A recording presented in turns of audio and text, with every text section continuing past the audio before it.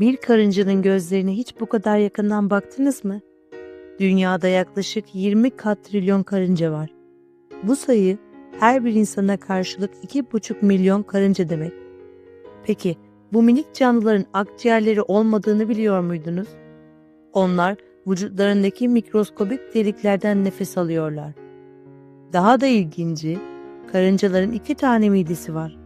Birini kendi beslenmeleri için kullanırken diğerini kolonideki arkadaşlarıyla paylaşacakları yiyecekleri depolamak için kullanıyorlar.